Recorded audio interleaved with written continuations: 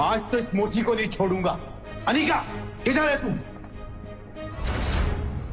2 घंटा इसने मुझे एयरपोर्ट पे वेट कराया, छोड़ूंगा नहीं आज इसे। कुणाल की आवाज सुनते ही कामिनी डर गई।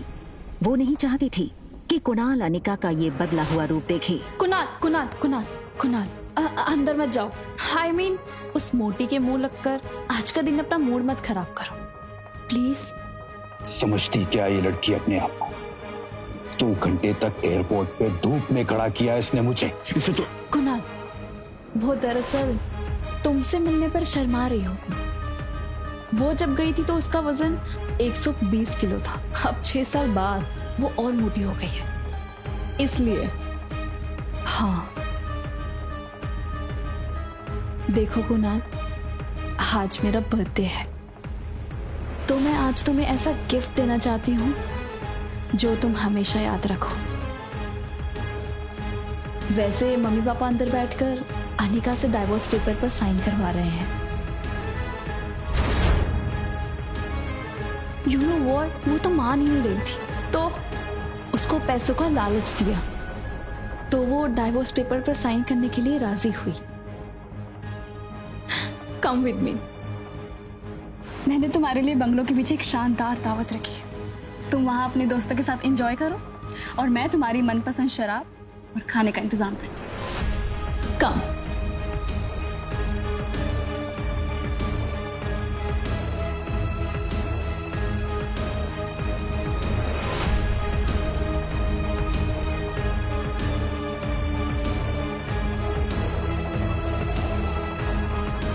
उसी वक्त कुणाल के फोन पर उसके ड्राइवर राजू का मैसेज आया, जिसमें लिखा था होटल पैराडाइज इंटरनेशनल। मैसेज पढ़कर कुणाल के चेहरे पर तुरंत ही एक स्माइल आ गई।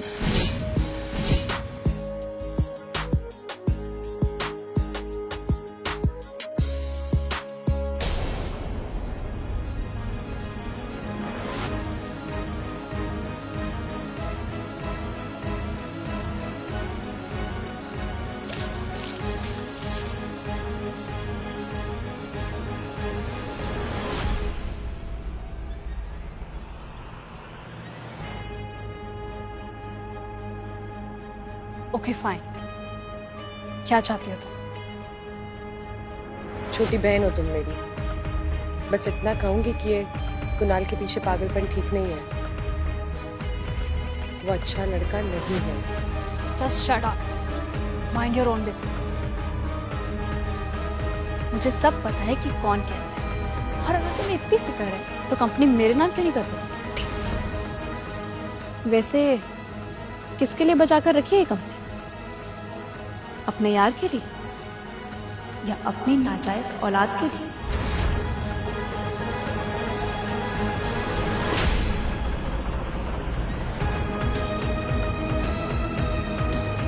खबरदार, अगर मेरी बच्ची को नाजायज कहा तो। अनिका गुस्से में निकल गई। तभी वहां भागते हुए प्रीति आई।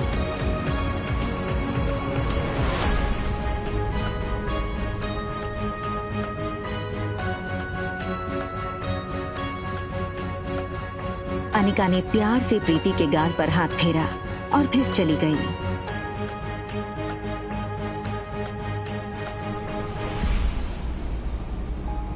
अनिका दुनिया में हर चीज से लड़ सकती थी, मगर कोई उसकी बेटी को नाजायज कहे, ये उसे बर्दाश्त नहीं था। किसके लिए बचा कर रखी है ये कंपनी? अपनी नाजायज औलाद के लिए। लेकिन इसके साथ ही उसके पास इस बात का भी कोई जवाब नहीं था कि रिया का बाप था कौन। अनिका आज तक उसकी जिंदगी की इस सबसे बड़ी पहेली को सुलझा नहीं पाई थी। वो ये सब सोच ही रही थी कि तभी अचानक उसे कुछ याद आया। अनिका ने अपनी फार्मा कंपनी के पुराने वफादार मैनेजर मनोज को फोन लगाया। Hello uncle. आज इतने सालों बाद कंपनी के मालकिन ने इस मुलाजिम को याद किया। एक्चुअली बस ये पूछना था कि कंपनी ठीक तो चल रही है ना? बेटा बस यूँ समझ लो, डूबती नाव में बस छेद पकड़ के बैठा हूँ। फिर भी सालाना 4-5 लाख का प्रॉफिट हो जाता है, जो मैं गौतम जी को भिजवा देता हूँ। अगर तुम चाहो तो अगली बार से तुम्हें भेज दूँ। नहीं नहीं अंकल, उसकी कोई जरूरत नहीं है। आप अपना ख्याल रखिएगा। आखिर क्या है इस छोटी कंपनी में, जो डोगरास हाथ धोकर इसके पीछे पड़ गए। पहले मेरे जरिए ये कंपनी हड़पने की कोशिश की और उसी के चलते कुणाल से मेरी शादी करवाई, और अब कामिनी के जरिए ये कंपनी पाना चाहते हैं। लेकिन क्यों? तो कंपनी मेरे नाम क्यों नहीं करती? होटल की तरफ टैक्सी बढ़ी रही थी कि तभी अनिका को याद आया कि उसने अपनी बेटी को एक प्रॉमिस किया था। मम्मा जल्दी वापस आ जाएगी और आते हुए ना आपकी फेवरेट चॉकलेट आइसक्रीम ले आएगी, ठीक है? Mama loves you and she miss you a lot. लेकिन अनिका इस बात से अनजान थी कि उसने प्रॉमिस रिया को नहीं बल्कि रोहित मारवा के बेटे आर्यन को किया था। होटल पहुंचते ही अनिका की कार को सिक्योरिटी गार्ड्स ने घेर लिया और वो अनिका का रास्ता रोक के खड़े हो गए। ये क्या बदतमीजी है? इस तरह से मेरा रास्ता रोकने का क्या मतलब है? सॉरी मैडम, हमें आपका सामान चेक करना होगा। बैग चेक करो। अनिका को कुछ समझ नहीं आया। उसके पास सिर्फ एक पर्स और चॉकलेट आइसक्रीम थी। Yes sir, it is chocolate ice cream.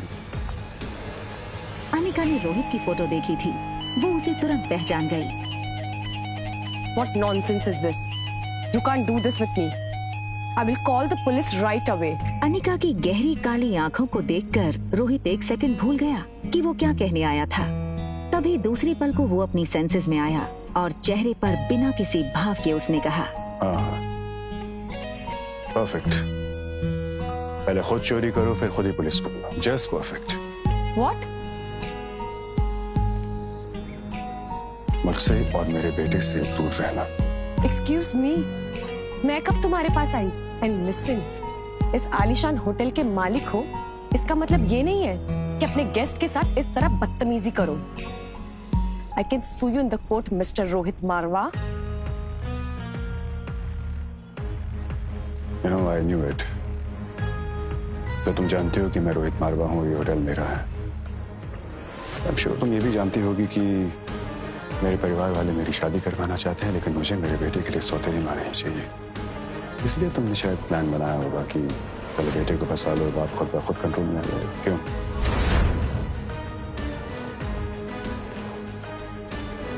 Just stay away from my son. Right?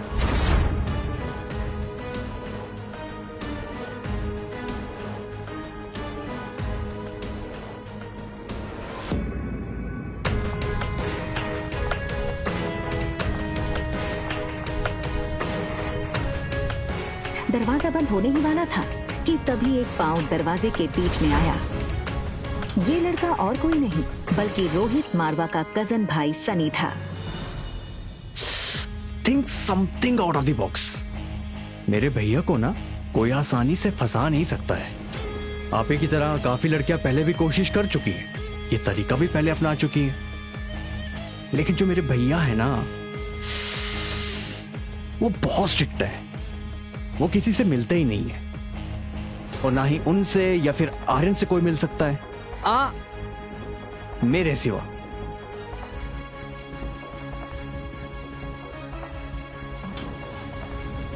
दूसरी तरफ गुलेरिया हाउस में पार्टी लगभग खत्म हो गई थी। आई एम सो हैप्पी कि कुणाल ने आज की पार्टी एंजॉय की। कंग्रेचुलेशंस बेटा। आज कामिनी के बर्थडे के मौके पर मेरी तरफ से तुम दोनों के लिए तोहफा। Thank you very much. बहुत जल्द हम तुम दोनों की शादी पक्की कर देंगे।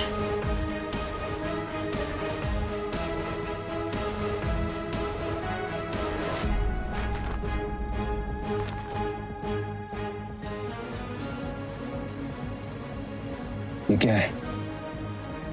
ये सिर्फ डिवोर्स पेपर्स हैं। कंपनी के पेपर्स कहाँ हैं? ये हो सकती है शादी। कंपनी के पेपर्स अगर नहीं मिले तो मेरे घर वाले इस शादी के लिए नहीं मानेंगे और ना ही मैं। रखिए, जाओ।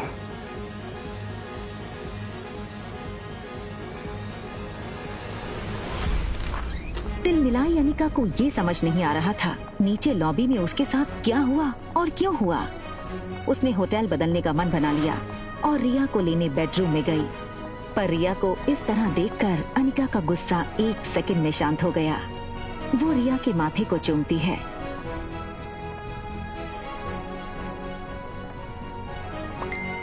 तभी उसके फोन में एक नोटिफिकेशन आया। अनिका ने मोबाइल चेक किया तो देखा कि उसके डॉक्टर अमृता नाम वाले मेल बॉक्स में रोहित मारवा का मैसेज आया था। Want to meet you urgently. एक पेशेंट है जिसका दिमाग का ऑपरेशन करवाना है, जो सिर्फ आप कर सकती हो।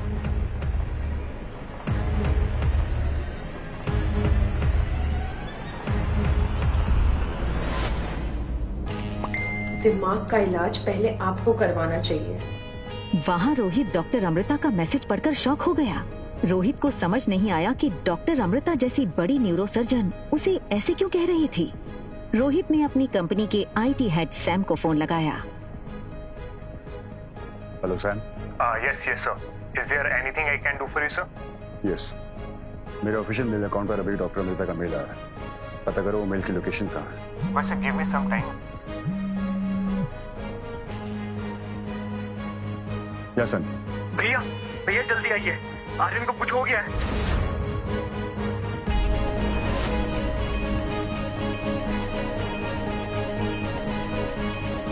रोहित ने लिफ्ट में टॉप फ्लोर का बटन दबाया, मगर आज उसे अपनी लिफ्ट की स्पीड बहुत स्लो लग रही थी। आर्यन पर जरा सी तकलीफ आए तो रोहित बर्दाश्त नहीं कर सकता था। सनी दरवाजे पर रोहित का इंतजार कर रहा था।